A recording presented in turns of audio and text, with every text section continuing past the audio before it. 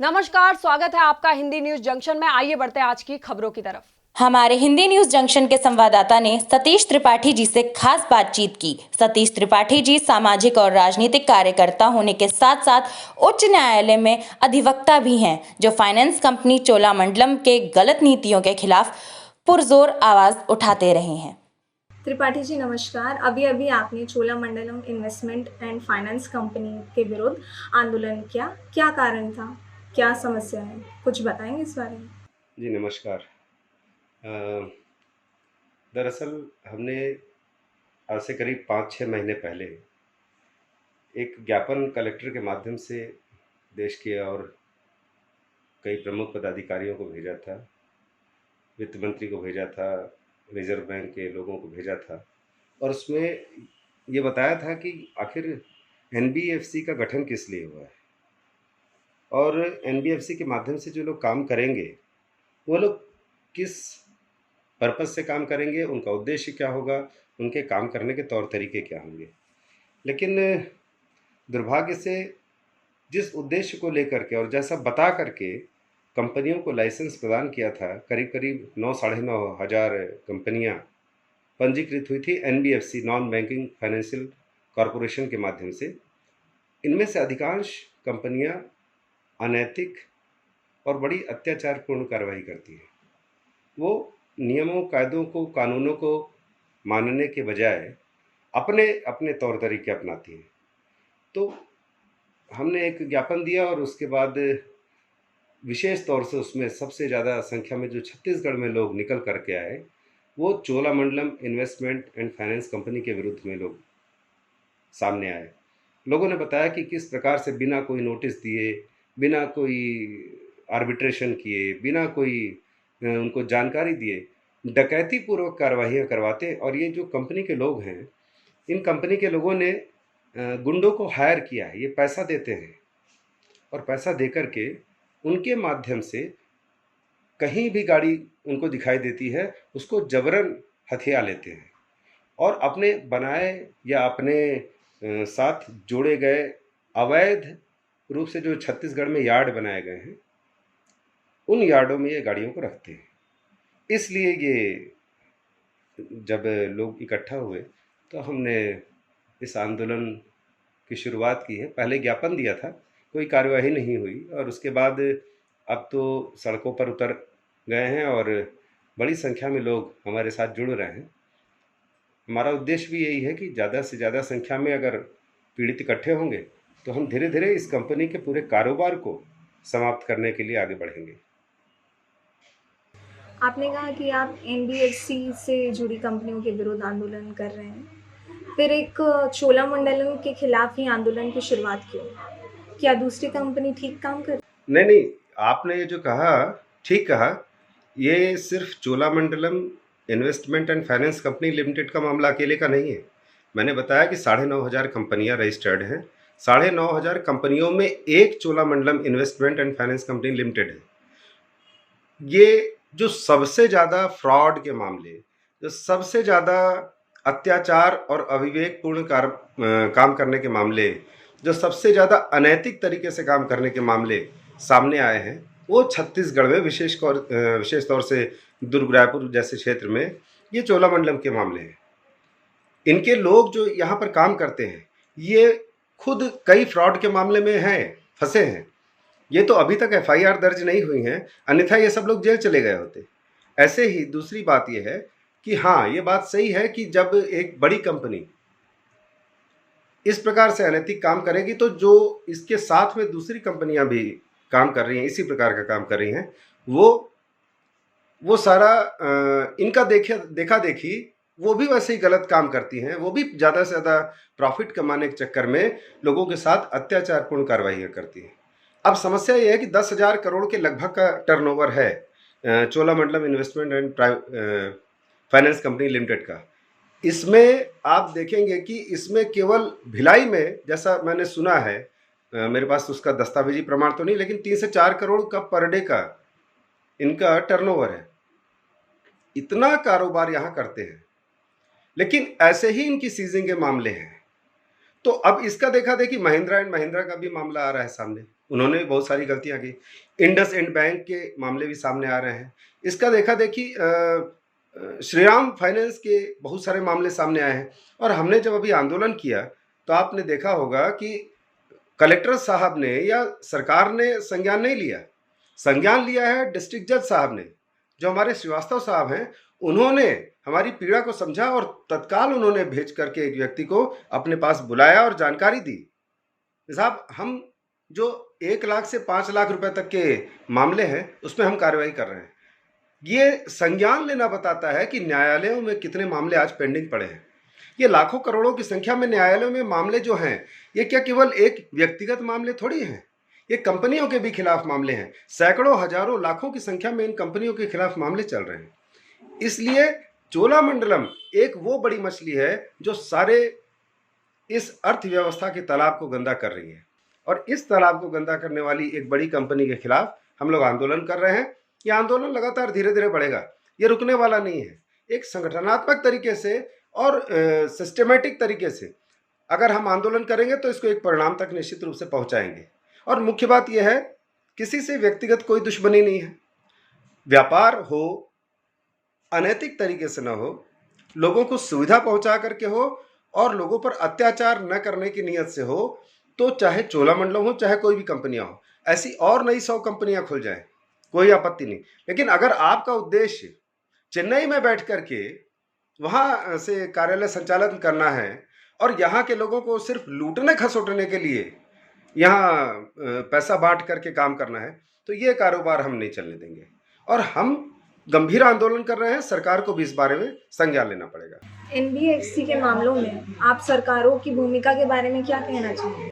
देखिए, एनबीएफसी यानी non banking financial corporation, ये आरबीआई यानी रिजर्व बैंक ऑफ इंडिया के माध्यम से गवर्न होता है। और इस एनबीएफसी में असेट लोन के नाम पर बहुत सारी कंपनियां रजिस्टर्ड हैं। आरबीआई को कौन चलाता है? केंद्र सरकार, ये केंद्र सरकार के अधीन है। और एनबीएफसी आरबीआई के अधीन है, यानी उसका उपक्रम है। और कंपनियां प्राइवेट हैं, तो निजीकरण का एक बड़ा नुकसान भी है। ये नुकसान आज सबको दिखाई दे रहा है। अधिकांश मामलों में ये जो वसूली है, वसूली के जो तौर तरीके हैं, वो गैर कानूनी तौर तरीके ज़्यादा अपनाए जा रहे हैं। तो सरकार की जवाबदारी ये है कि जहाँ भी ऐसे मामले उठते दिखाई दें, इनको तत्काल संज्ञान लेना चाहिए। तत्काल ये पता करना चाहिए कि आखिर ये मामला हो क्यों रहा है। आपको आश्चर्य होगा जान करके कि ये जो कंपनी है, ये कंपनियां पुलिस विभाग को बाकायदा लिख करके देती हैं। क्या लिख के देती हैं? कि आपको इस लेन देन के मामले में कोई कार्रवाई करने का अधिकार नहीं है, कार्रवाई नहीं करना चाहिए।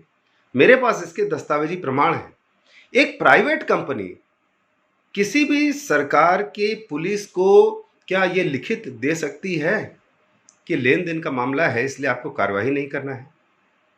आप इससे समझ लीजिए कि सरकारें या तो इन कंपनियों के गुलाम हैं, या निश्चित रूप से इन सरकारों में बैठे हुए लोग कहीं न कहीं इनके साथ किसी एक अलग प्रकार की व्यवस्था से जुड़े हुए हैं, जिसका परिणाम यह है कि दूर कहीं बैठ करके भी कंपनी का संचालन करने वाले लोग इस बात से पूरी तरह संतुष्ट हैं कि उनका हित कभी मारा नहीं जाएगा, चाहे वो कंपनियां आम लोगों का कितना भी शोषण कर लें, कितना भी उनको चूस लें, लेकिन सरकारें उनके पक्ष में तो खड़ी होंगी जो कंपनी के मालिक हैं, लेकिन सरकारें कभी आम आदमी के पक्ष में नहीं खड़ी होंगी। ये भावना बनी हुई है।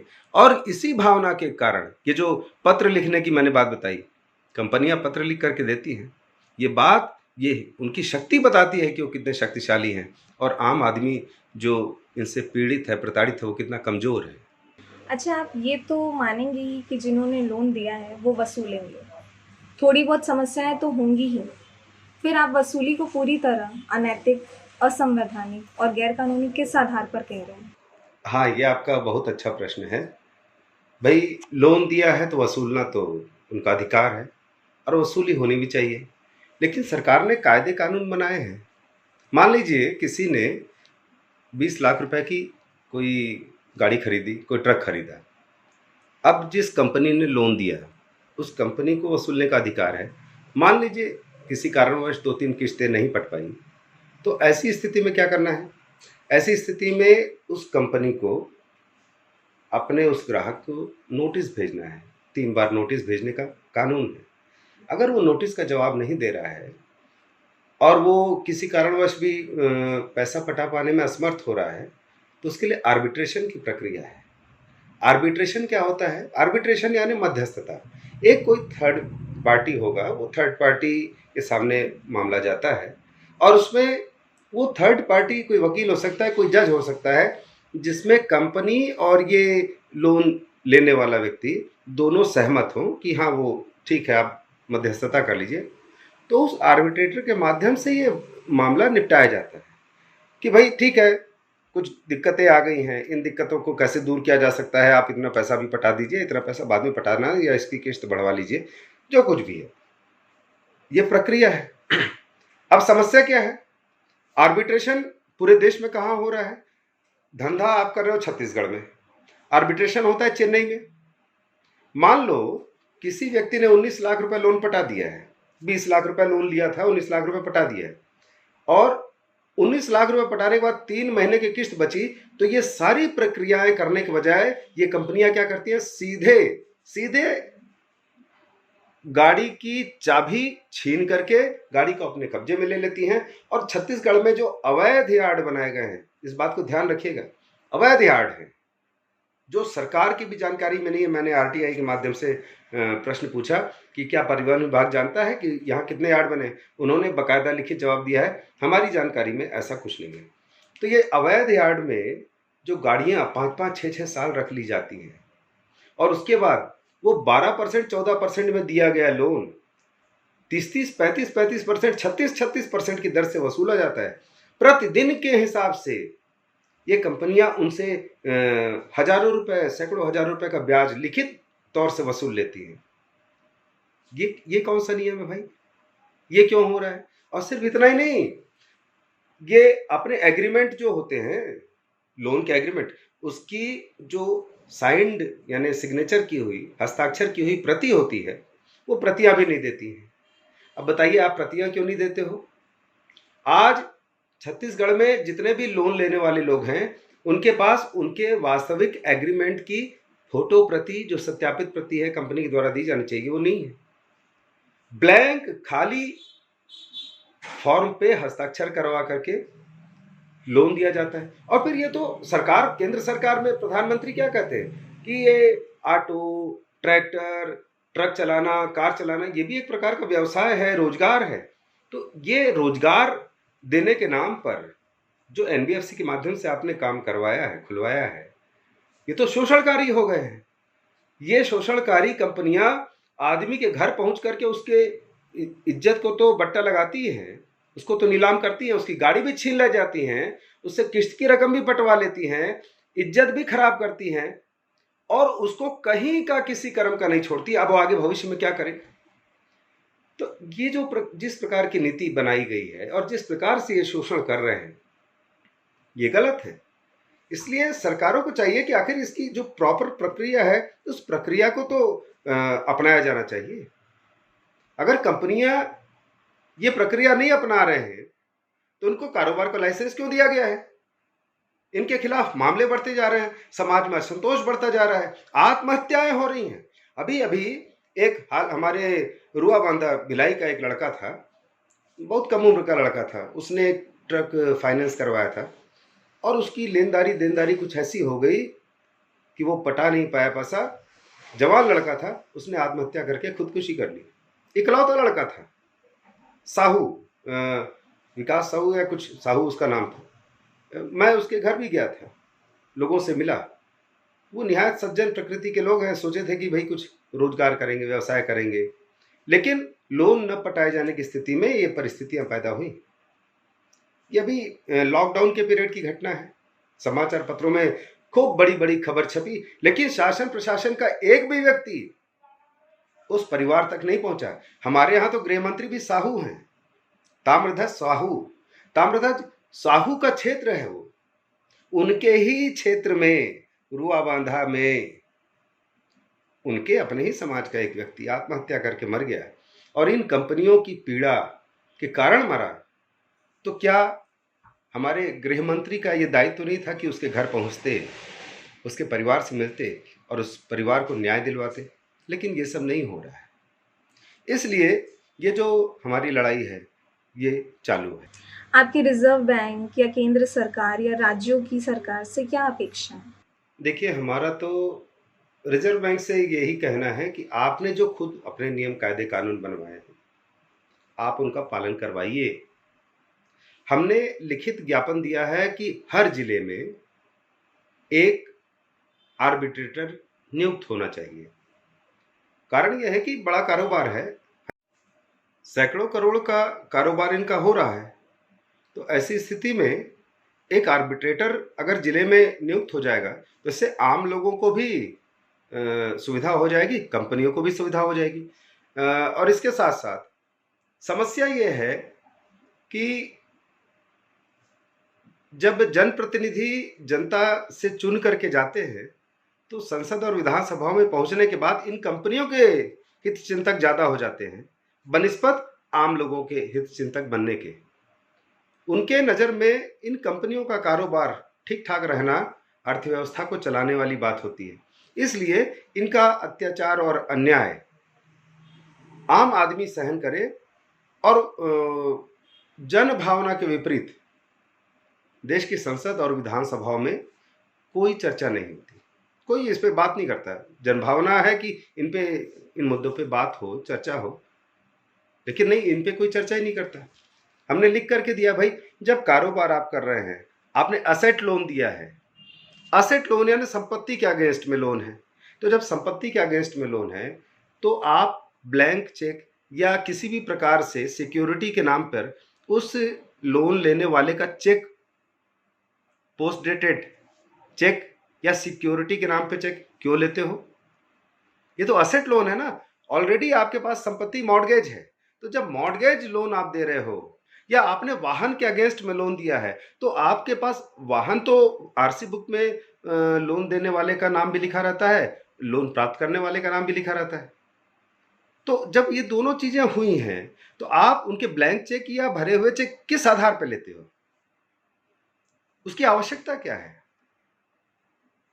इसका कोई जवाब नहीं है। ऐसे ही तीसरी और एक बात है, आर्बिट्रेशन दूसरी जगह हो रहा है। ये दिखाया जाता है कि लोन लेने वाला भले दुर्ग जिले में रहता है, रायपुर जिले में रहता है, भोपाल में रहता है, नागपुर में रहता है, लेकिन उसकी लोन लेने की प्रक्रिया कहाँ हो रही है? चेन्नई में हो रही है, बंबई में हो रही है। ये कैसे हो रहा है भाई? सरेआम ये दस्तावेजी प्रमाण है। तो इस प्रकार की गतिविधियां जब जैसे ही सरकार के प्रशासन के माध्यम से संज्ञान में आती हैं तो तत्काल उस पर कार्रवाई की जानी चाहिए और ऐसी कंपनियों का लाइसेंस तत्काल निरस्त करना चाहिए, चाहे ये 1000 करोड़ की हो, चाहे 10,000 करोड़ की कंपनियां हो, चाहे लाखों करोड़ की कंपनियां हो।